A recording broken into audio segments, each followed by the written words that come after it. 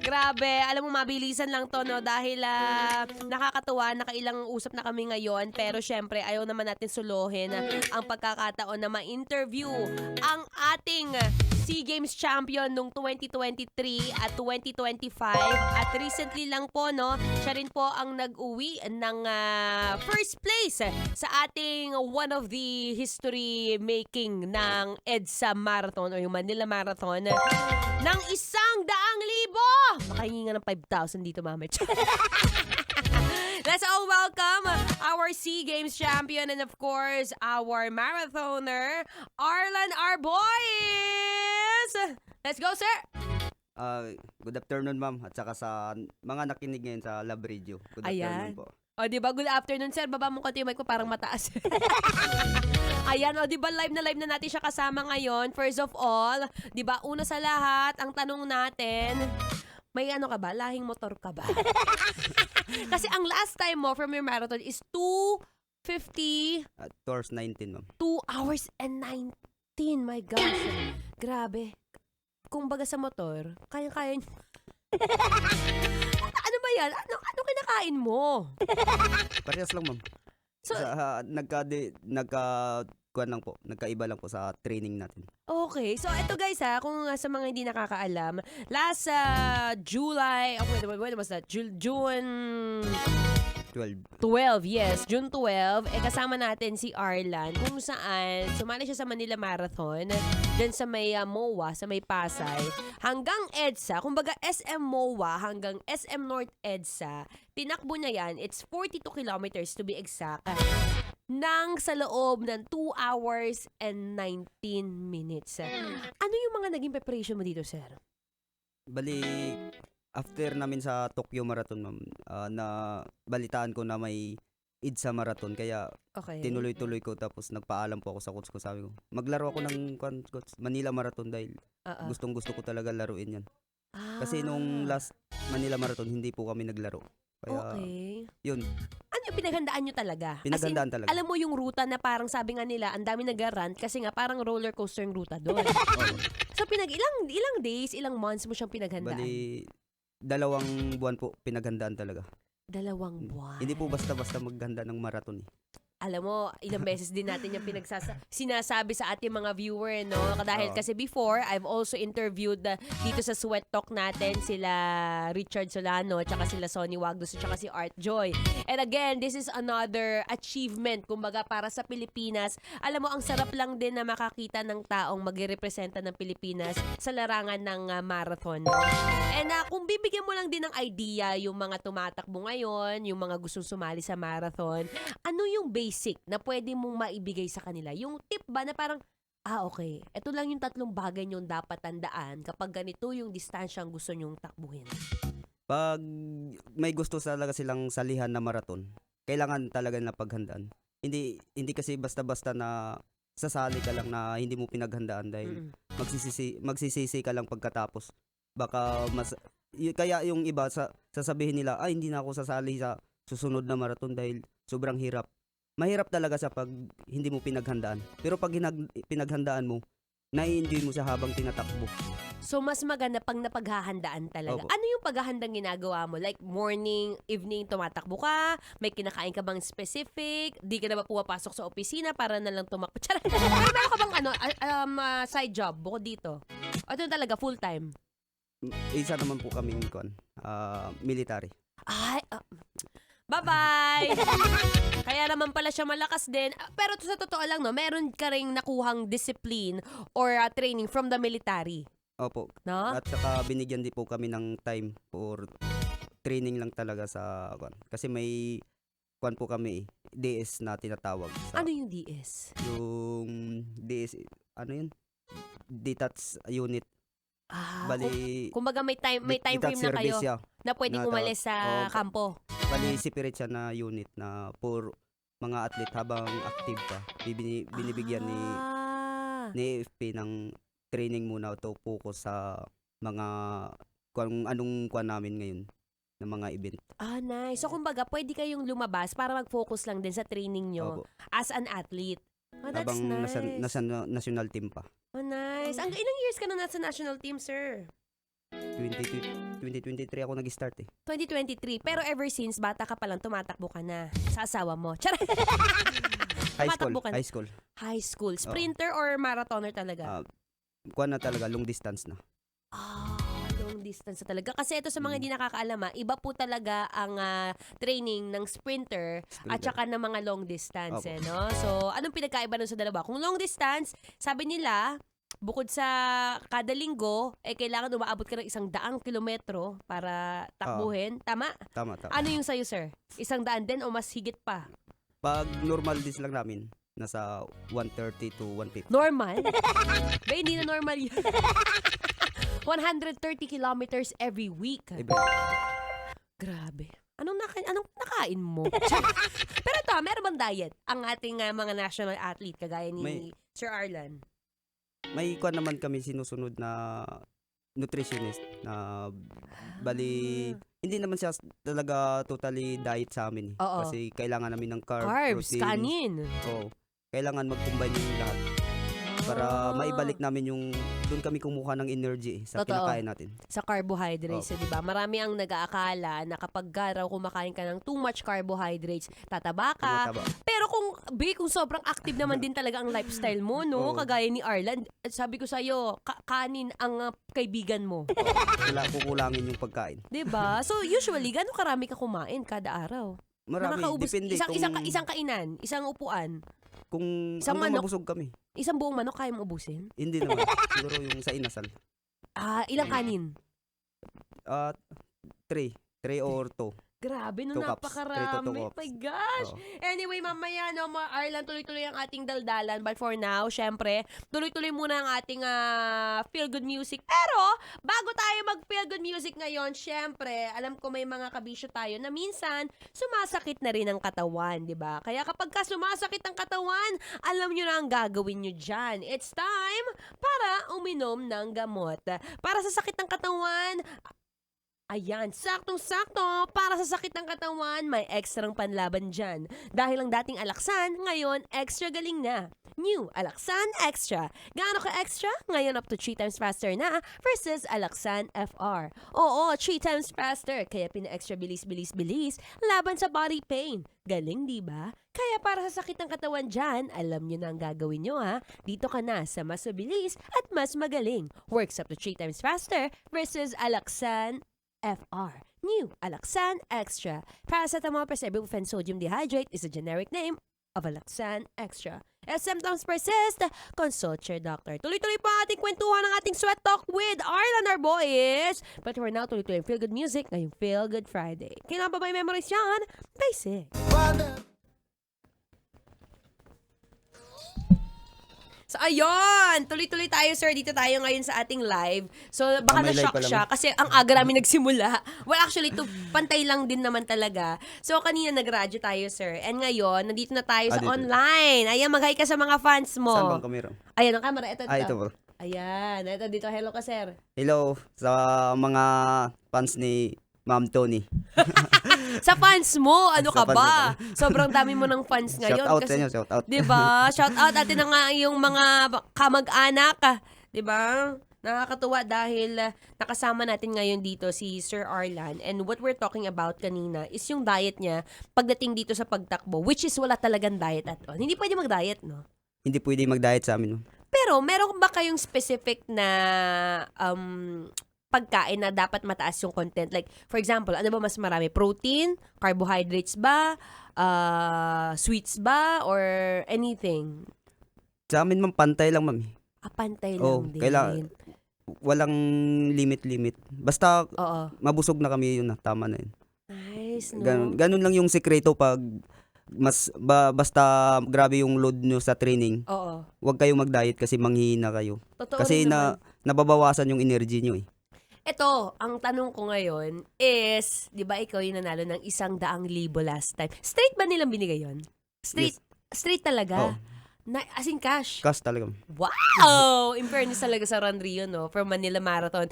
And yung 100,000 na yon, I wanna know, kung pwede lang, ano yung mga nabili mo na ba? Meron ka bang naging price after lahat ng mga takbo mo, nakapagpundar ka ba ng ganito, ganyan, ganyan? Nung sa SEA Games man, 2023, Oo. malaking bagay talaga sa akin yun. Baka yun din yung binigay ni Lord sa akin na manalo ako. Dahil yung mama ko, uoperahan nung time na yun eh. Yun ang ginamit ko.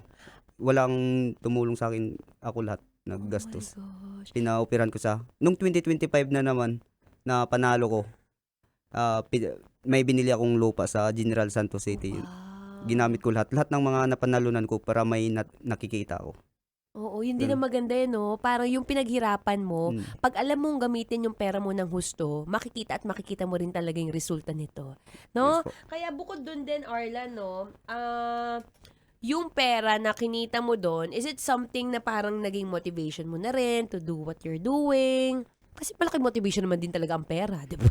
Yun talagang motivation, ma'am. Di ba, no? Sa bawat laro namin. So, ever since when you started racing, hindi ka na rin nag-race na for fun lang? Kumbaga, laging competition? Laging competition. Hindi pa namin naranasan eh. Nang Na- fun-fun lang? Naka-smile pa. Totoo, no? Oo. Naka-smile kami pag tapos na. Kasi iba yung victory Oo. rin, no? Napipil namin yung saya pag tapos na. Hindi pa namin napipil doon habang tumatakbo kami. Eto, since a runner din ako, gusto ko lang malaman, ano yung tumatakbo sa isip mo habang tumatakbo ka ng ganong kabilis? Meron ba? Sa amin man, sa amin ma'am, nakakuha na kami. Kailang kondisyon yung utak namin para nakapokus lang talaga kami sa Kumbaga, goal namin. paano condition? Kunyari, for example, ako, may mga moment, nakapag-try na rin naman ako mag-marathon. Yung mga last few kilometers kasi, yun yung pinakamahirap eh. Yung pinakamasakit. 'Di ba? Parang Oo. mga bandang 35 kilometers, Oo, ramdam mo yun na, talaga. gosh, Last ano ba 7 tong kilometer. 'di ba? Ano ba tong ginagawa ko? Lahat. Ano yung naiisip? Ano yung parang nagiging drive mo? Teka, tatapusin ko to, kaya ko Ang to. iniisip lang namin ma'am, mas mahirap pa yung training namin kaysa laro. Kasi Mm. araw-araw kami nagti-training eh. Tapos yung laro, isang bisis lang. Kumbaga, mas mahirap pa rin yung training compared dun sa race Yes, ma'am. mismo eh. Sabi nga, yung race mismo na sasalihan nyo is just a celebration of the training na ginawa mo continuously. 'Di ba? Sige nga, Arlan, kung meron ka bang maibibigay na isa man lang tip sa mga nakikinig ngayon, if ever baguhan sila sa pagtakbo or someone na matagal na sila sa larangan ng sports, ano yung maibibigay mo na tip sa kanila para maging singlakas mo rin? Sa mga bago pa lang sa marathon, sa amin naman, nag-start din kami dyan eh, sa bago pa lang. Mm-mm. Napipil din namin yung pagod, tapos stress sa training. Akala mo na hindi ka lalakas. Ang mapapayo ko lang sa inyo, kung may mga coach kayo, sundin nyo lang yung binibigay nilang training. Dahil ang coach kasi, sila ang nakakita sa iyo kung paano ka palakasin, paano ka i-handle nila. Sila ang nakaalam kung pagod ka na ba, dahil doon nila nakikita sa isang atleta eh, kung binabasa kasi nila habang nasa training kayo. Tapos magsabi din kayo kung anong naramdaman nyo para alam ng coach, para i-adjust nila yung training. At saka susunod lang talaga sa mga payo ng coach. Tapos sipag, tiyaga at disiplina lang. Ayun ha. Listen to your coach, sipag, tiyaga at disiplina. Kasi it is not something na parang, kunyari, sumali ka ng race ngayon, tapos i-expect mo na malakas agad yung performance mo without having proper training at all. Kasi it takes consistency no? Opo, ma'am. Yung hindi ka pwedeng gigising na lang, ay, Malakas ka Lord, na. gusto ko pong tumakbo ng malakas, so sana po ibigay niyo po sa akin yung first place. Wala ka namang training at all. Ay, So I think imposible naman yung imposible mangyari, no? mangyari. Kahit kami, ma'am.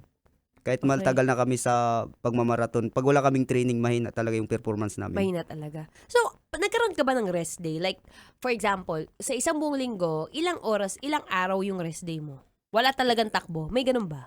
Ang walang takbo namin, ma'am, afternoon lang ng linggo. So, umaga ng linggo, meron pa? Yun ang pinakamahaba naming takbo, umaga ng linggo. Oh, so, walang pahinga. Wala, ma'am. Bye-bye. Totoo? Yes, ma'am. Ang pahinga namin, ma'am, takbo pa rin eh. Monday, yun ang rest day namin. Monday. Pinakamahinang takbo. Mahina. Pinakamababa. Anong pinakamababa yung distance? Ang Monday lang, ma'am. Bali 1 hour. 1 hour.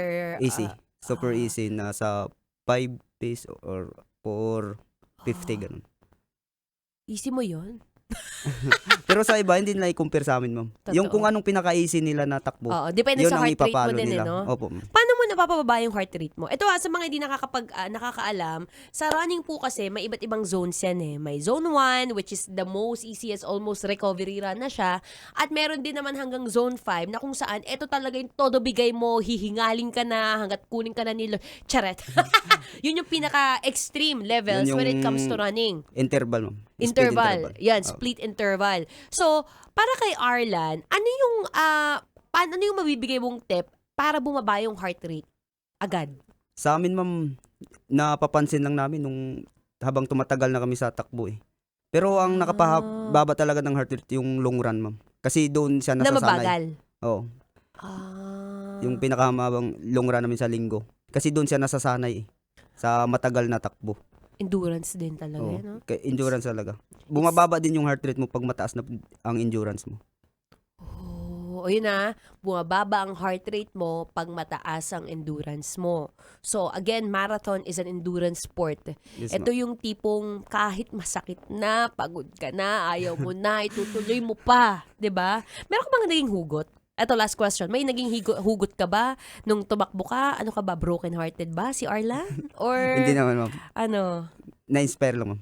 inspired? Sino naging inspiration mo? Yung baby ko, ma'am, na 4 months. Oh. Kasi sabi ko, kailangan pag may saktong pag-iisip na siya, yung nasa saktong edad na, kailangan makita niya sa social media na ganun pala yung papa niya. Oh, nakakatuwa. Si baby. Hoy, kilala ko yung asawa nito, ni Sir Arlan. Friends din kami na apaka-sexy. I-shoutout natin ang asawa mo. Madam. Teka na, nag-chat sa akin yung isang beses eh. Asa na ba yun? Sabi niya nahihiya ka raw. Kaya Si Miss Alexis. Alexis Ivy, hello. Ang kapakitang anak niyo, no? Sobrang cute. Taba ching-ching. may plano ka rin siya, isali sa mga ganito? If may ever. plano naman, ma'am. Kung gusto niya, hindi ko naman siya pipilitin. Oh, one of the, rin yun, pinaka pwede niyong makuha, no? Huwag natin pilitin yung mga anak natin sa mga hindi nila gusto. Kung anong hilig nila. Kung anong hilig nila, pag nakita nila, papa, gusto ko rin mag-sea games. Go ahead. Pero if, papa, gusto ko mag-parlor. Parlor! Anyway, Arlan, maraming salamat for your time and for the opportunity na ma-interview ka namin. And once again, guys, let's congratulate Arlan.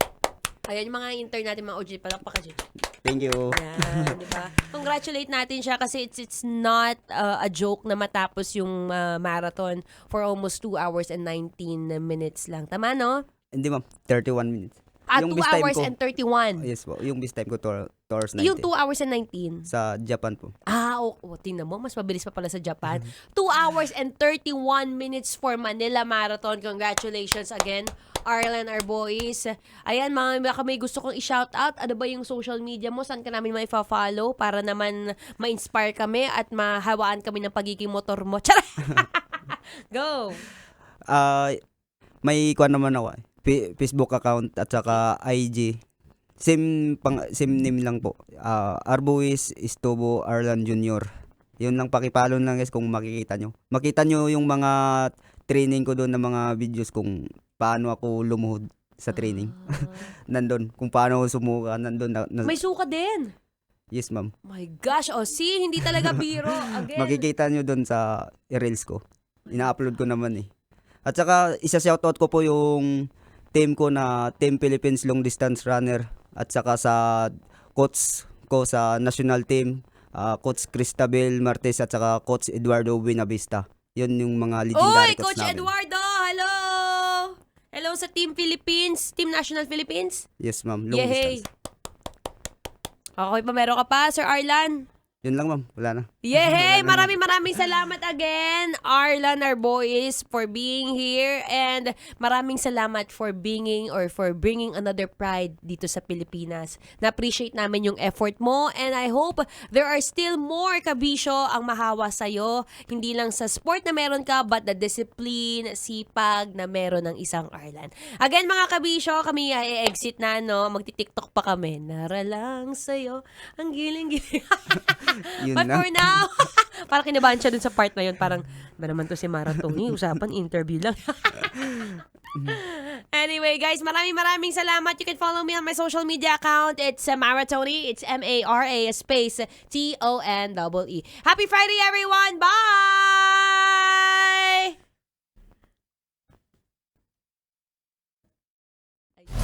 Metro's #1 Love Radio. Basic!